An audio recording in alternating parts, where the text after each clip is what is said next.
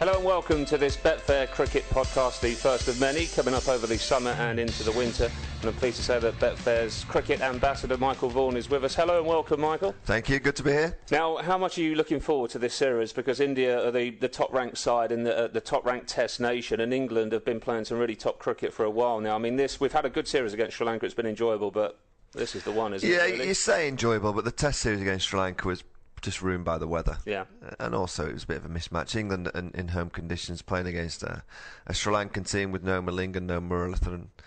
You know, they're always going to struggle. And the fact that they've lost a few more senior players in Vas and Jayasuriya, you know, England were always going to win that series. I think the Indian series will be fascinating to see the kind of wickets that England will try and prepare and play on. I mean, we've seen in the one-day series versus Sri Lanka that the 2 wickets that have been green, England have won, and the 2 wickets that have been flat, good one-day pitches, England have lost. So England really would like wickets to have a little bit of live grass on it, and I'm sure they'll be on the phones, and not too sure whether they're allowed to, but I'm quite sure there'll be some phone calls being made to ground staff along the way at the foregrounds to make sure that there's grass on the wicket. And if there is, you know, I think England will perform nicely. Fairly immature market at the moment. For the Test series winner, England trade at 2.44, India at 3.1. That has been bigger, and that is quite surprising. The drawn series is 3.4. Before we look at that market and what to maybe expect and potential strategies, just in terms of England and where they sit in their quest really to become what India are, the top-ranked side in the world. Yeah, look, in home conditions, England for many, many years, and we've been a very good Test team. You know, it goes back 10 years where we've won pretty much all our series at home. We lost the odd series against Australia in the early 2000s, but after that we've won pretty much every series. We lost to India in 2007 where they brought a very experienced team, and we were just developing. The likes of Chris Tremlett played, Ryan Sidebottom played his first series, Monty was there, you know, so we're going for a little bit of a transitional period at that time. Now England are the mature fashion of a good Test match team. They've won in Australia, won last year against Pakistan, played okay in South Africa the winter before that, so they haven't been beaten for 5 series. And for India to win here, you know, the team that can capitalise on the conditions, I spoke just at the start about making the most of conditions, and if you win a good toss, India beat us in 2007 at Trent Bridge, and the series was 1-0. But the fact is they won a fantastic toss, bowled us out for 200, then got a big lead, and we got a little bit ahead of them, but we couldn't bowl them out for 80 to win the game. So I think it'll be the team that can capitalise on a good toss of the coin or a little bit of luck in terms of conditions changing when they're out there. I honestly think that there's grass on the pitch. England have got a better seam unit than India because Zaid Khan's exceptional. Ishant Sharma's very inconsistent. Kumar is bowled quite well in the Caribbean, is new but only bowls at 77, 78 miles an hour. Sreesanth is very unpredictable, and with the Tremletts, Broads, Andersons, Onions coming back, Finn, you know, the real tall bowlers that get bounced, the small Indian batsmen don't tend to play that kind of delivery as well as they do many others, and all their averages are, you know, 50 plus, but the one area that you can get them is if you get the ball to bounce, and England have got the bowlers to do that. I guess that's the key question, is it can England get 20 wickets consistently over the 4 tests? As you said, if conditions are in England's favour, I guess the answer would be yes, wouldn't it? Yeah, definitely. They'll need the ball to move laterally, and they'll need the ball to swing, but they have, you know, the bowlers to be able to exploit that, and also they have a very good skill in terms of the way that they shine the ball. It's not by any way ball tampering, but they have a shiner in Alistair Cook who meticulously just shines it on his pants and he gets the ball to swing in any condition. It was Collingwood, wasn't it? It was Collingwood before, it's now Cook. And you know, England are a very professional outfit who will be doing all the research on the Indian players. I honestly think there will be a couple, maybe 3 draws in the series because the batting in both teams is so strong. I mean, Zaid Khan can hold the bat, and I think he's coming in at number 10 for India. And Harbhajan's got a couple of hundred recently, down at 8. You know, they bat deep, but so do England. England bat all the way down, really. So I just don't see in the Indian bowling unit 20 wickets, as many as at times as I see 20 wickets in the England bowling unit. With England's side at the moment, there's been a lot of pressure on Stuart Broad. You see his place, obviously Strauss as well, but he's the captain. We hope he comes back to form as well. How do you see the makeup of the 11 at the moment? Do you see a potential change ahead of the first test? There's just one decision to make: who's the third seamer? Tremlett and Anderson are a shoe-in. Graham Swan obviously is the best man in the world at the minute. He's your spinner who has to do a lot of the donkey work. He has to do a lot of the overs. And then Andrew Strauss will want to rotate the other 3 seamers after the new ball from one end. And I think the question will be, do they gamble and stick with Stuart Broad, or do they bring Tim Bresnan back in, who did so well in Australia? If I was them, I'd go with Broad. I just think Broad just offers that something different. Bresnan's very dependable. You know what you're going to get, but I think he relies a little bit on a bit of swing. I'd take them both to the games, and if it's going to be a cloudy week, I'd play Bresnan, and if it's going to be a dry, flat week, I'd play Broad. I'd make it very simple as that, because I think Broad would bring more to the party with his probably bounce on a flatter wicket. But he's got a ball fuller. I mean, he's bowled too short all summer.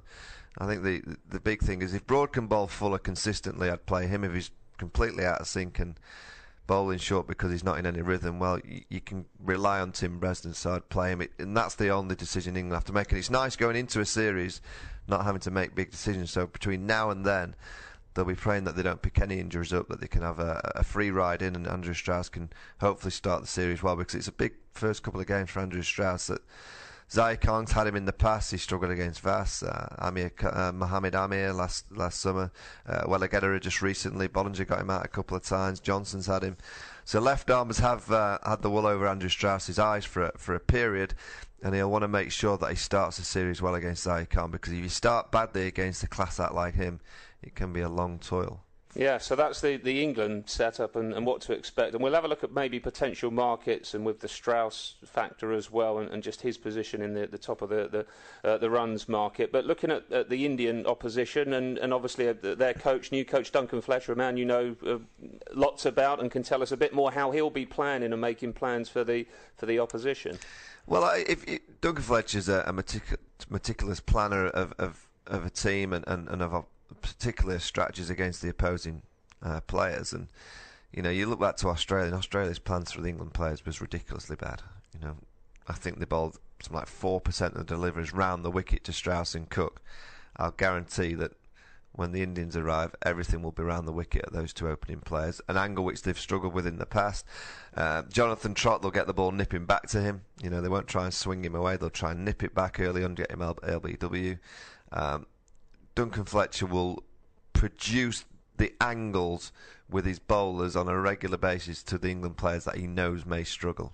The England players are very good, so they'll be able to overcome it, I believe, but they'll make it more difficult than any other team has made it for the last couple of years, because Fletcher just knows everything about the England players. He knows everything about most players around the world, to be honest.